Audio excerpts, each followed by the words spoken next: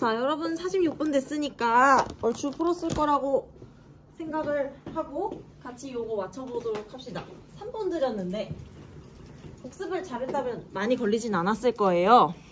이 문제도 보기 하나 때문에 같이 풀자고 말씀드린 거긴 하거든요. 그래서 설명을 듣다 보면은 제가 이야기 드릴 거예요. 이 보기 때문에 같이 풀자고 했다라고. 자, 다음 자료에 대한 옳은 설명을 보기에서 골라달라고 했습니다.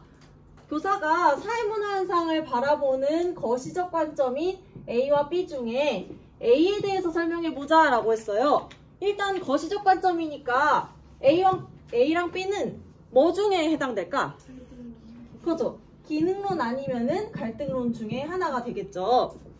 그래서 이제 가불병이 대답을 했는데 선생님이 한 사람을 제외하고 모두 옳게 설명했다라고 했어요.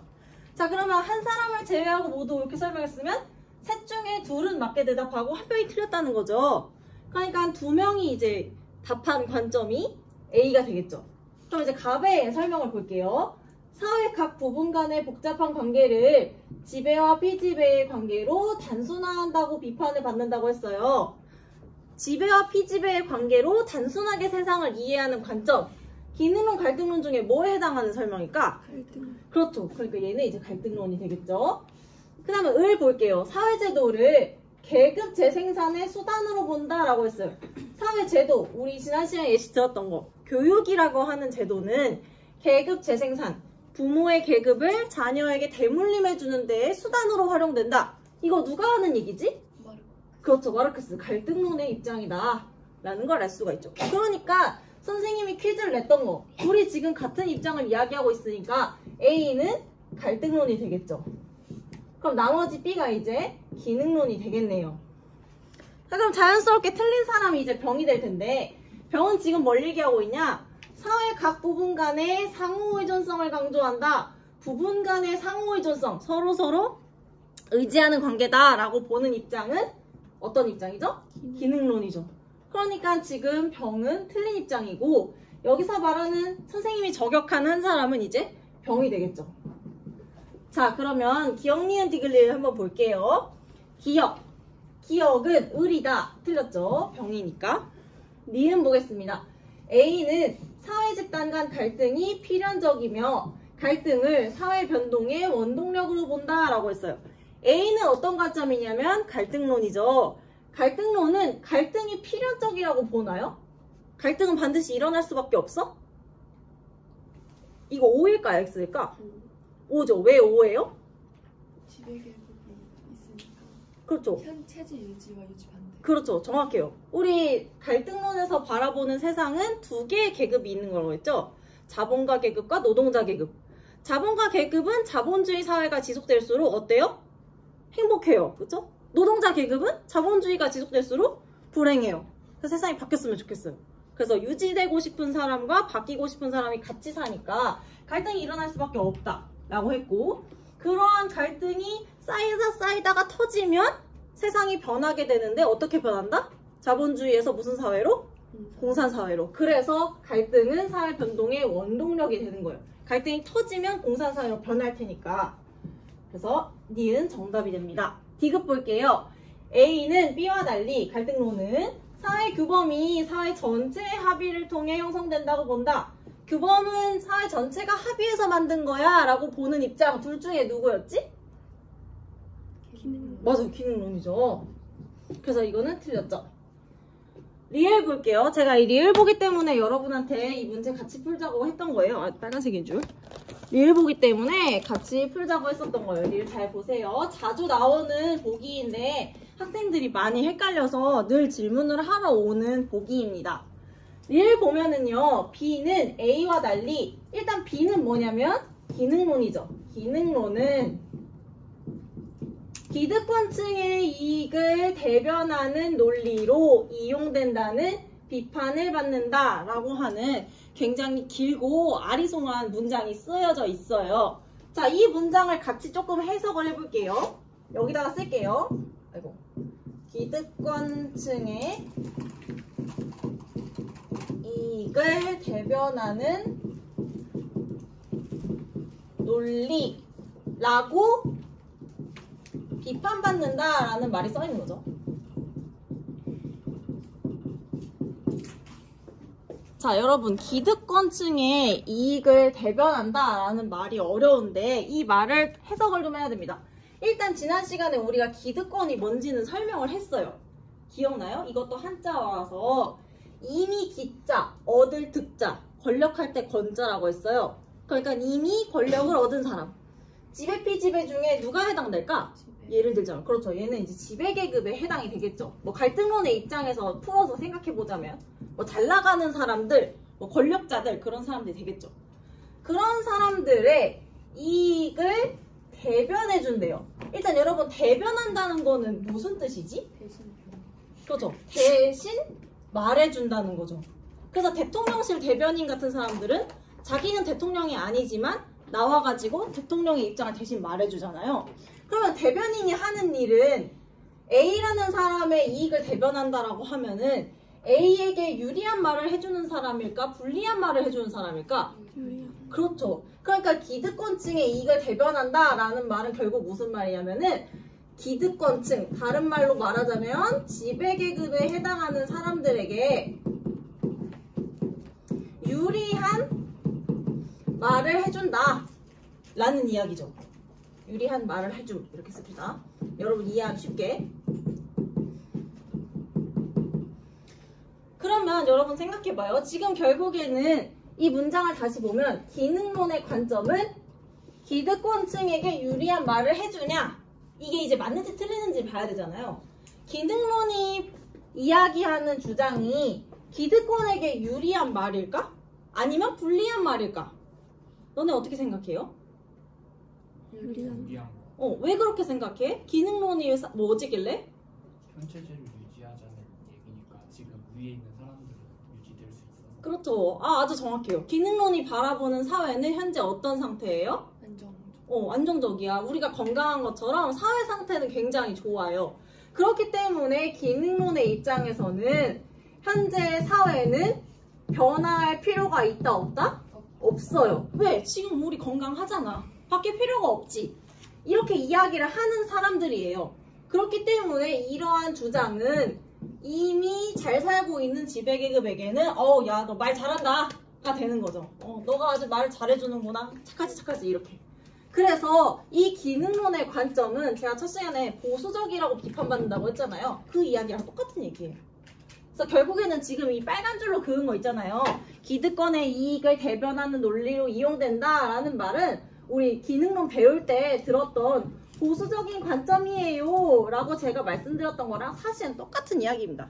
변화를 싫어한다 라는 말과 이게 다 같은 이야기. 그래서 리을은 맞는 설명이 되는 거예요. 기능론의 주장은 기득권층에게 유리한 주장이다. 그래서 리을 정답. 그래서 정답은 이제 4번이 되는 거죠. 자주 나오는 선지예요. 지금은 여러분 이거 듣고 그런가 보다 하고 듣지만 시간이 좀 지나잖아요. 그래서 다른 내용 배우고 나서 이 지문을 보면 선생님 이거 기득권 지배계급 이거 갈등론 아니에요? 이렇게 하면서 들고 오는 일이 분명히 생깁니다. 들고 오지 말라는 게 아니라 그만큼 헷갈리는 선지니까 잘 기억을 해주셔라 라는 말씀이고요. 자, 우리는 이제 사회 문화 현상을 바라보는 관점 있잖아요. 하나가 더 남았죠. 상징적 상호작용론, 그쵸? 상징적 상호작용론을 보고 문제를 또 더 풀어볼 거예요. 여러분, 상징적 상호작용론은 우리 교재 10페이지에 나와 있습니다. 교재 10페이지를 펴시고요.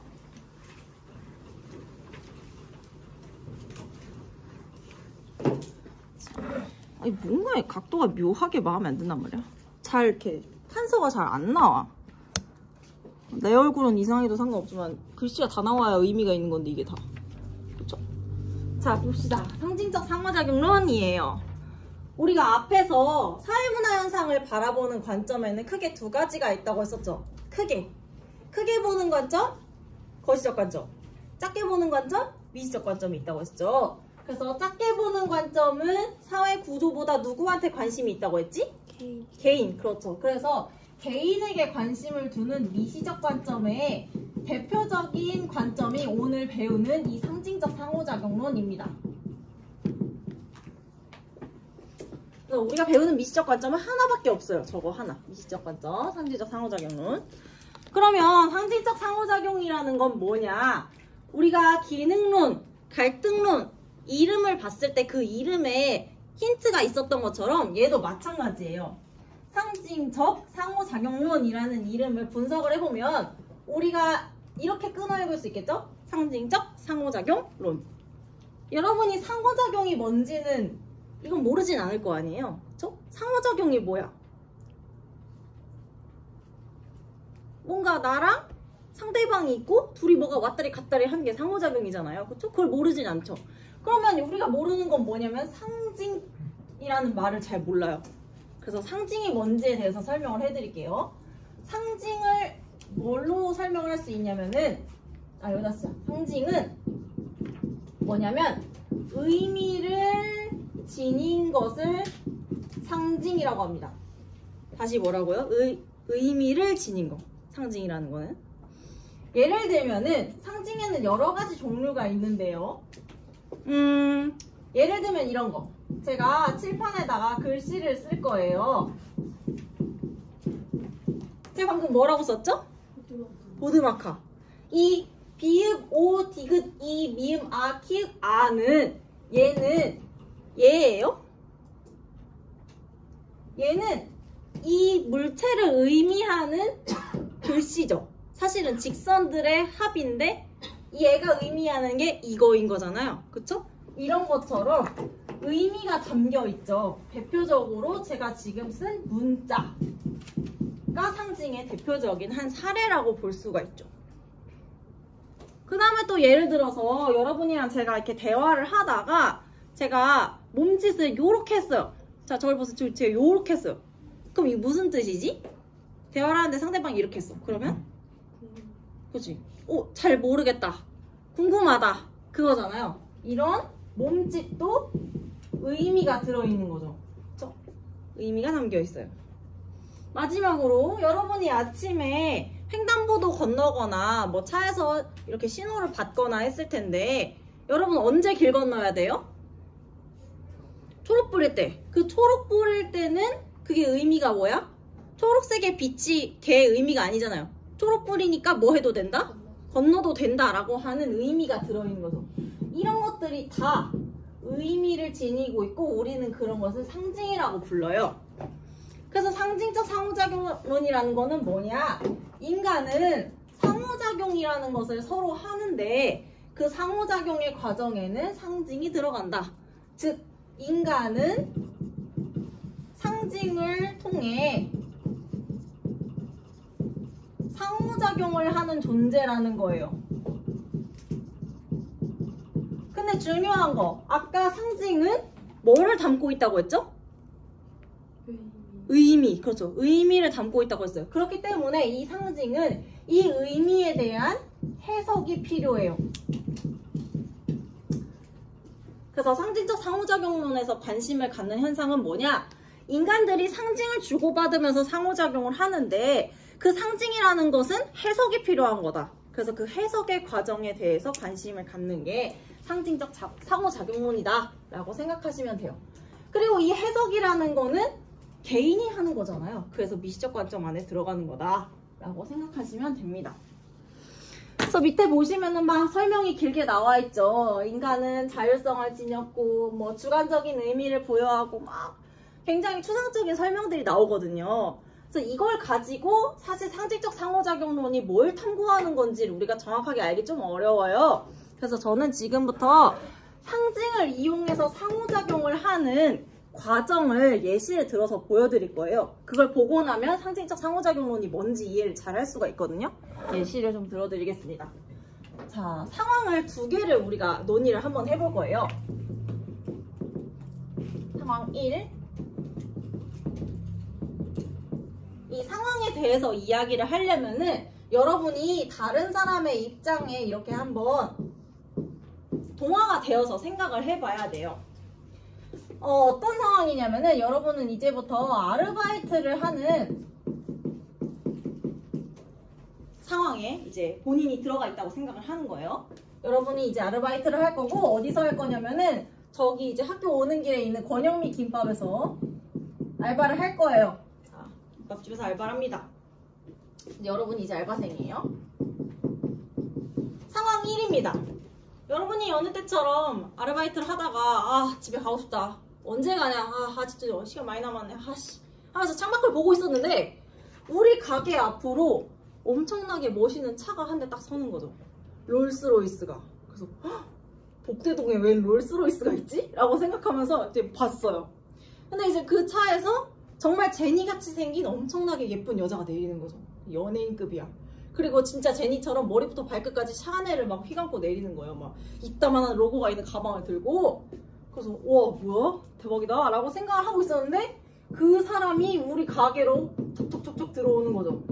그 제니 닮은 사람이. 그래서 야 대박이다 이렇게 생각하고 있었는데 이 사람이 들어와가지고 우리 가게에서 라면이랑 김밥을 시키는 거죠. 그래서 갖다 줬어요. 그래서 이제 밥을 다 먹었어. 천천히 먹더니 이제 뭐 거의 다 먹어갈 때쯤에 자기 주머니 이렇게 보고 가방을 이렇게 한번 열어보더니 이러고서 이제 나가는 거죠. 문 밖을. 자, 그 상황에서 여러분이 하는 생각 어떤 생각이 드나요? 왜 계산 안 하지? 왜 계산 안 하지? 한 3명 정도가 대답을 해줬으면 좋겠어요. 또 우리 그래 친구 너는 뭐 어떻게 생각할 것 같아? 왜 왔지? 왜 왔지? 밥 먹으러 왔지? 그래 왜 왔지? 좋아요. 또 한 명만 더 얘기해볼까? 그래요. 너 흰색 푸드. 그래 뉴발란스. 차에서 가져오려나?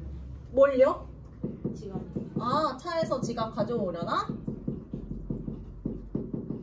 좋아요. 이거는 어차피 정답이 있는 문제가 아니거든요. 왜냐하면 사람마다 생각이 다를 수 있는 거기 때문에. 좋아요. 다 했습니다. 그 다음에 두 번째. 이제 상황 2예요. 상황 2. 똑같이 여러분이 알바를 하고 있었어요. 퇴근 언제 하지? 끝나고 엽떡 먹어야지 생각하면서 이제 기다리고 있었어요. 퇴근을. 근데 또 가게 앞으로 이제 사람이 들어오는 거 척척. 근데 이분이 이제 가게 문을 딱 여는데 사람이 보통 가게 문 열 때 약간 고개를 숙이잖아요. 그래서 이분의 정수리를 보게 된 거죠. 근데 정수리를 봤더니만 너무 오랫동안 머리를 안 감은 거지. 그래서 정수리가 막 여기가 이렇게 하얘요. 빛이 나. 그래서 어떡해 저 사람 머리 진짜 안 감았나 보다 이렇게 생각하고 있었어요. 근데 이분이 이제 어쨌든 우리 손님으로 오신 거죠. 그리고 이분이 이제 주문을 할 때 가까이에서 보니까 팔목을 보게 됐는데 여러분 옷 오래 안 빨면은 여기 이렇게 빛나는 거예요. 반짝반짝하게. 그 빛이 나는 옷을 입고 계신 거죠. 옷을 오래 안 빨셨나 보다 생각을 했어요. 근데 이분이 똑같이 라면이랑 김밥을 시킨 거죠. 드렸어요. 그랬더니 드리자마자 거의 막 흡입을 하는 거지. 막 엄청나게 빠른 속도로 이거 막 드시는 거예요. 그래서 와 진짜 빨리 먹네? 이렇게 생각을 하고 있었죠. 근데 거의 다 먹어갈 때쯤 이분도 똑같이 주머니 이렇게 뒤적뒤적 하더니 갑자기 이제 문 밖으로 나가시는 거죠. 그때 여러분은 무슨 생각을 하게 될 것 같아요? 왜 계산 안 하지? 그래요. 또 일관성이 있는 친구예요. 왜 계산 안 하지? 좋아요. 또 이번엔 누구한테 물어볼까? 그래 너 안경남. 그래 너예요. 왜 그냥 가지? 왜 그냥 가지? 그 다음에 또 누구한테 물어볼까? 그래 너 빨간 색깔 펜을 흔드는. 그래요 맞아요. 넌 어떻게 생각할 것 같아? 잡아야 하나? 잡아야 하나? 보세요 여러분. 여러분의 협조 덕분에 말풍선을 완성했죠? 상황 1이랑 상황 2는요 여러분 사실 상황만 놓고 봤을 때는 본질적으로 똑같은 상황이에요. 여러분의 가게에 누군가가 들어와서 똑같은 메뉴를 먹고 계산을 하지 않은 상태로 문을 나가는 그런 상황이죠. 근데 같은 상황에서 생각에는 약간의 차이가 있어요. 그쵸? 상황 1번 같은 경우에는 지금 무슨 생각을 했냐면은 물론 왜 계산 안 하지? 왜 왔지? 라는 생각을 했지만 차에서 지갑을 가져오려나? 라는 생각을 한 친구가 있다고 했고 상황 2번 같은 경우에는 저거 내가 쫓아가서 잡아야 되나? 라는 생각을 했다고 했어요. 다른 반에서는 뭐가 나왔냐면 상습범인가? 까지 나왔어요. 어쨌든 그런 식으로 생각이 다르단 말이야. 분명히 상황은 똑같은 상황인데. 근데 아무 이유가 없는 건 아니죠. 분명히 이유가 있어요. 왜? 상황 1번에서 손님과 여러분이 상호작용을 했잖아요. 그러는 과정에서 이 사람이 여러분들에게 다양한 의미가 있는 상징들을 줬어요. 이렇게 판단하게 된 근거가 있을 거 아니야. 그치? 뭐 때문에? 겉모습. 그렇죠. 겉모습. 뭘 걸쳤는데? 명품을 걸쳤죠. 제가 아까 샤넬이라고 말씀드렸던 명품을 걸쳤죠. 그리고 차도 롤스로이스를 탔어요.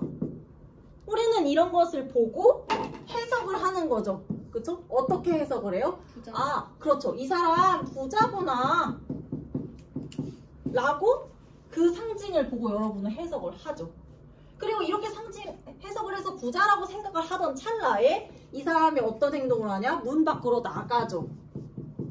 그러면 이 나가는 행동을 보고 여러분은 아, 저 사람 차에 지갑 가져오는 거구나 라고 해석을 하는 거죠. 스스로 그렇게 상황을 정의를 하는 거야. 이 사람이 말 안 했어도. 마찬가지로 두 번째도 똑같죠. 서로 상호작용을 하는 거죠. 손님 2번은 여러분들에게 상징을 던져줬죠. 어떤 상징? 머리를 오랫동안 안 감았죠. 그쵸? 위생 상태라던가 뭐 옷이나 그쵸? 아니면은 빨리 먹는 모습 이런 것들을 보고 여러분들은 해석을 하는 거죠. 아, 이 사람 이러이러한 것을 보아하니 저 사람은 조금 돈이 없구나. 혹은 뭐 노숙자인가? 뭐 등등 뭐 다양한 생각을 하겠죠? 근데 그러한 생각을 하던 와중에 이 사람이 똑같이 밖으로 나가는 행동을 하네? 그러면 여러분은 아, 이거 쫓아가서 잡아야 되나? 라고 생각을 하게 된다는 거죠. 혹은 뭐 상습범인가? 신고할까? 뭐 그런 생각들을 한다는 거죠. 그래서 이러한 과정들 있잖아요. 서로 상징을 주고받고 해석하고 상황을 정리하고 하는 것들이 다 누가 한 거예요? 지금? 그렇지, 나 스스로. 누가 시킨 게 아니라 나 스스로. 즉 구조의 영향을 받아서가 아니라 내가 주체적으로 하는 거죠. 그래서 상징적 상호작용론이 관심을 가지는 것은 이러한 개인들의 주체적인 생각과 상황 판단에 관심을 가진다라고 생각하시면 됩니다. 자, 그럼 표로 이 지금 설명한 내용들을 한번 좀 정리를 해볼게요. 자, 표를 봅시다. 상징적 상호작용론의 전제입니다. 상징적 상호작용론은 인간은 자율성을 지닌 능동적인 존재라고 생각해요. 아까 말씀드렸죠? 이렇게 판단을 하는 것은 구조의 영향을 받아서가 아니에요. 누가 시켜서도 아니에요. 내가 그렇게 판단한 거예요. 상징을 스스로 해석해서. 그래서 사물이나 행위에 대해 주관적인 의미를 부여합니다. 명품을 걸쳤으니까 부자인가 보다. 내가 주관적으로 부여하는 거죠, 의미를. 핵심 주장 볼게요. 첫째, 인간은 자신이 처한 상황에 대한 주관적 정의에 기초하여 행동을 한다. 그래서 부자라고 생각했기 때문에 상황 1번 같은 경우에는 적극적으로 쫓아나가지 않겠죠. 근데 상황 2번 같은 경우에는 돈이 없을 거라고 스스로 판단했기 때문에 잡으러 쫓아나가겠죠. 예를 들면. 그래서 상황에 기초하여 행동을 하게 된다. 핵심 주장 두 번째 볼게요. 인간은 상징을 활용하여 다른 사람들과 상호작용을 합니다. 그리고 인간의 일상생활은 상호작용이 연속적으로 나타나는 과정이죠. 세 번째 볼게요. 사회문화 현상의 의미는 그것이 발생하는 상황과 행위 주체에 따라서 달라진다. 그래서 본질적으로 두 개의 상황은 똑같지만 일어나고 있는 맥락이 다르기 때문에 의미도 우리가 다르게 해석을 하는 거죠. 한 사람은 실수로 지갑을 놓고 온 게 되는 거고 한 사람은 먹고 튀는 게 되는 거고 같은 상황이지만 맥락이 다르기 때문에 의 보겠습니다. 상징적 상호작용론으로 설명을 잘 할 수 있는 부분은 뭐냐? 인간의 능동적인 사고와 행위의 측면을 잘 설명해 줄 수 있어요. 사람이 스스로 생각해서 판단하는, 행동하는 것들, 그런 것들을 잘 설명해 줍니다. 지금처럼. 그럼 설명 못하는 건 뭐냐? 이거죠. 구조의 영향을 받아서 행동하는 부분들 설명 못하죠. 그래서 개인의 행위가 사회 구조나 제도의 영향에 의해 나타날 수 있음을 경시한다. 즉 이거는 우리가 앞에서 배웠던 거시적 관점을 가진 사람이 미시적 관점을 비판할 때 주로 이런 말을 많이 합니다. 우리가 능동적으로 행동한다고 생각하지만 사실은 구조의 영향을 받아서 행동하는 거 되게 많잖아요. 첫 시간에 얘 들어드렸던 것처럼 아침에 일찍 일어나는 것도 능동적으로 한 거 아니잖아요. 그런 것들 설명 못하는 거죠. 상징적 상호작용론으로는. 자, 설명 다 했고요. 우리 뒤에 가서 문제 하나 더 풀어볼게요. 15페이지 가보시면은 이게 뭐 밤마다 설명을 똑같이 해도 왜 남는 시간에 차이가 나는지 모르겠네. 15페이지 가면 5번 문항이 있습니다. 그거 한번 풀어볼까요, 같이?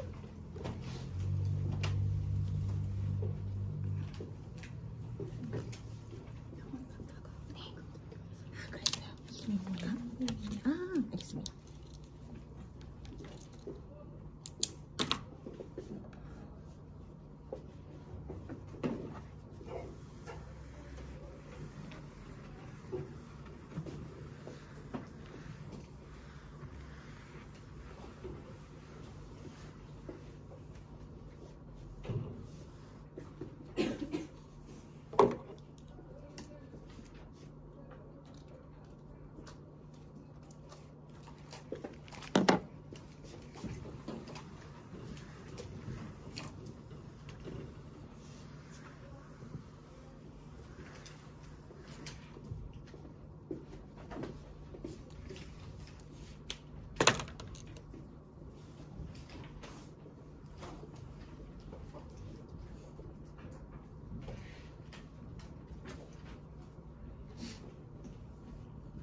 저거 뭐야? 다른 노동과 착각하는구나 싶어서 그래서 물어봤어. 간혹 그런 친구들이 있어가지고. 우리 무당벌레인지 무슨지 있을까? 손이 없이 사면 안 돼. 혹시 사용이나 손이 안 돼? 잘못 먹었어.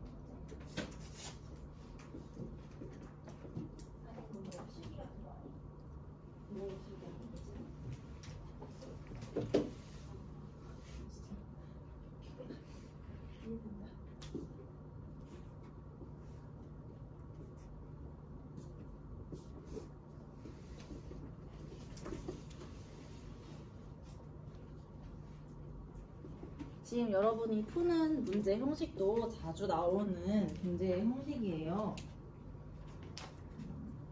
아주 약간의 헷갈리는 부분이 있을 수 있어요. 그냥 여러분이 이론적인 내용이 헷갈리다기보다는 그냥 문제의 설정을 잘 이해를 못해서 헷갈리는 그런 게 좀 있을 수 있는데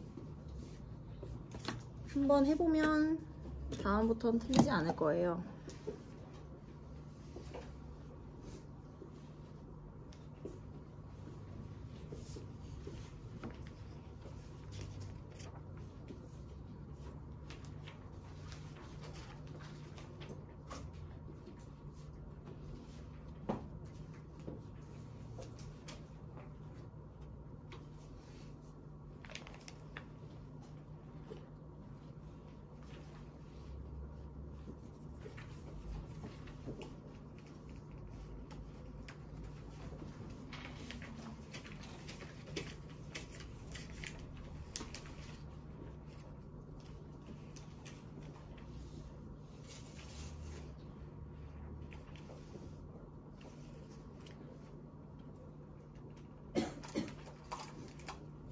한 1분 정도만 더 있다가 같이 풀어보고 마무리하면 좋을 것 같습니다.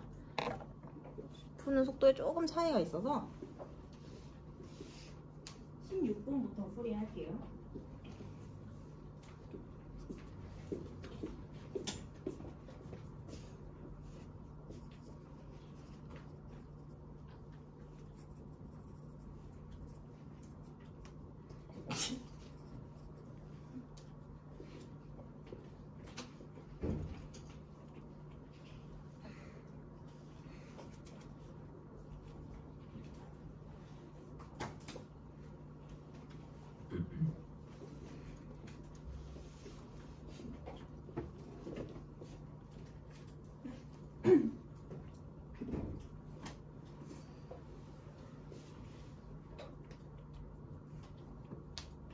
어, 16분이다. 자, 우리 같이 한번 풀어봅시다.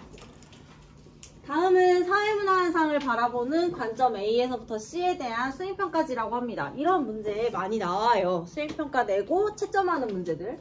채점 때문에 약간 더 헷갈려요. 어쨌든 같이 한번 풀어보죠. A부터 C는 우리가 배운 기능, 갈등, 상징적 상호작용론 중에 하나예요. A와 구분되는 B의 특징을 두 가지 서술하세요 라는 문항이었습니다. 1번이. 여기서 중요한 건 그냥 B의 특징이 아니라 A와 구분되는 B의 특징을 적었어야 돼요. 이 친구는.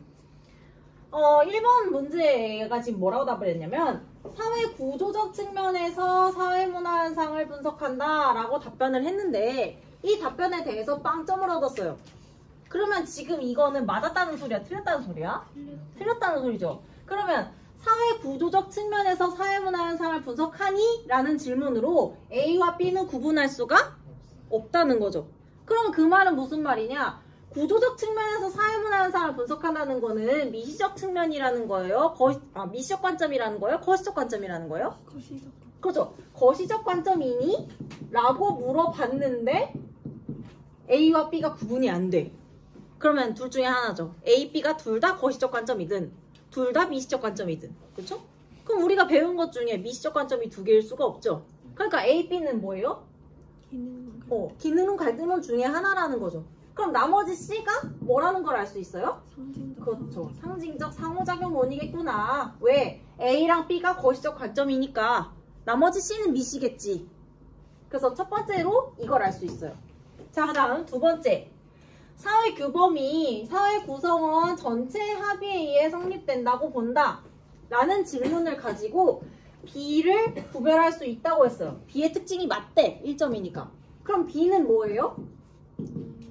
그렇죠. 여기에 해당하는 기능론이 B가 되겠죠. 그러면 나머지 거시적 관점 하나 남은 거 갈등론이 A가 되겠죠. 그래서 A, B, C가 각각 무엇인지 우리가 찾을 수가 있었습니다. 자, 그러면 A, B, C 알았으니까 밑에도 풀 수가 있겠죠. 2번 문제가 B와 구분되는 C의 특징을 두 가지 서술하세요 라고 했어요. 상징적 상호작용론의 특징을 써야 되는 문제였죠.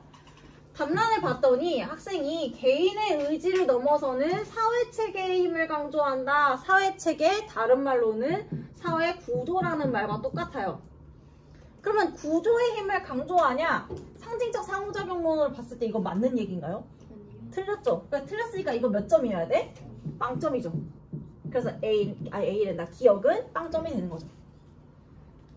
그 다음에 가에다가 얘가 뭐라고 썼는지는 모르겠으나 1점이라는 점수를 얻었어요. 그러면 가에는 상징적 상호작용론에 해당되는 이야기가 쓰여져 있겠죠. 그렇죠? 자, 그러면 이렇게 세팅을 해놓고 이제 1, 2, 3, 4, 5번을 풀면 되겠죠. 1번 볼게요. 1번. 기억은 1점이냐? 라고 했습니다. 기억이 지금 뭐냐면은 아까 이거 여기 점수죠? 아까 기억은 빵점이었으니까 틀렸어요. 2번 보겠습니다. A가 뭐였는데? 갈등론이죠. 사회의 구조적 모습 및 급격한 사회 변동을 설명하지 못한다는 한계를 갖는다 라고 했어요. 자, 이거 여러분 맞는 문장이에요? 틀린 문장이에요? 틀렸어요. 어디가 틀렸을까요? 사회의 구조적 모순을 네. 설명. 네. 그렇죠. 사회 구조적 모순을 설명할 수 있죠. 갈등론은 사회가 구조적으로 뭐가 잘못됐는데? 지배피지배가 나눠져 있는 거. 그치? 둘이 갈등을 빚는 거 잘못됐어. 맞아요. 급격한 사회변동 설명할 수 있어요? 없어요? 갈등론? 있죠. 어떻게 급격하게 변하는데? 자본주의에서 혁명을 통해서 공산사회로 변하는 거. 아주 급한 변화죠? 설명할 수 있어요. 그래서 설명하지 못한다라는 말은 틀렸습니다. 그래서 2번은 틀렸어요. 둘 다 설명 가능해요. 갈등론은. 3번 보겠습니다. B가 뭔데? 기능론이죠. 인간의 행위에 미치는 사회 구조의 영향력을 경시한다. 구조의 영향력을 중요하지 않게 보나요? 기능론이? 아니죠. 구조 너무 중요하게 생각하죠. 거시적 관점이니까 틀렸습니다. 그래서 경시한다 라는 말은 들어갈 수가 없어요. 4번 볼게요. C는 상징적 상호작용론인데 사회 제도가 특정 계급의 이익을 보호하는 역할을 한다고 본다. 자, 이 문장도 학생들이 자주 헷갈리는 문장 중에 하나인데요. 사회 제도가 특정 계급의 이익을 보호한다. 사회 제도라는 것은 특정 계급에게만 유리하다 라고 보는 입장은 누굴까? 셋 중에. 갈등. 자, 그래. 여기서 답이 갈리죠. 기능이냐 갈등이냐. 자, 잘 따져보세요. 사회 제도라는 거는 특정한 사람들한테만 유리한 거야 라고 주장할 만한 관점은 누굴까? 갈등. 정답은 갈등론입니다. 왜 기능론이 아닐까? 여러분, 기능론 다시 한번 잘 생각해 보세요. 기능론에서는 사회의 제도나 규범 같은 거 있잖아요. 사람들이 잘 지킨다고 했잖아요. 이거 누가 만든다고 했어요? 누가 만든지? 전체 기도를 하고. 그렇죠. 사회 구성원 전체가 뭐 해서 만든다고? 합의해서 만든다고 했어요. 그래서 잘 지키는 거라고 했어요. 내가 만들었으니까 내가 잘 지키는 거랑 똑같은 거다라고 얘기한다고 했죠. 그러니까 사회 구성원 전체가 합의했다는 건 뭐야? 누구한테, 한 사람한테만 이득이 되는 걸 우리가 합의할 수 있어요? 없죠. 우리 몸을 생각해봐요. 장기가 다 열심히 일을 해서 결국에는 몸이 건강하면 장기한테도 좋은 거죠. 계속 살 수 있으니까. 그런 거랑 똑같은 거예요. 그러니까 이 사회 제도는 모두에게 유리한 거다라고 생각하는 것이 기능론의 생각이에요. 특정한 사람들한테만 유리한 게 아니라 또 사회 규범은 우리 모두에게 도움이 되는 거야. 그러니까 우리가 잘 지켜야 돼 라는 관점. 근데 갈등론은 사회 제도라는 것은 누구에게만 유리하다고 보냐? 지배계급에게만 유리하다고 보죠.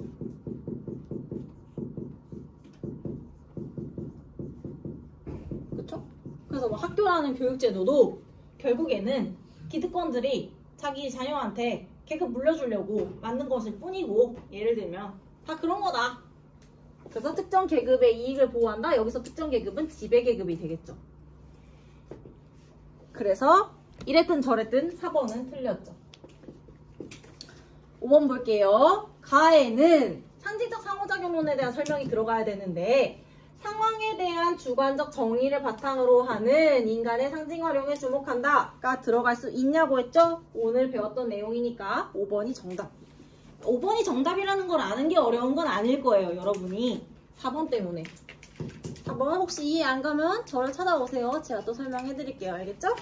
자, 오늘 여기까지 하고 다음 시간에 뒤에 양적 연구랑 질적 연구 진도 나갈게요.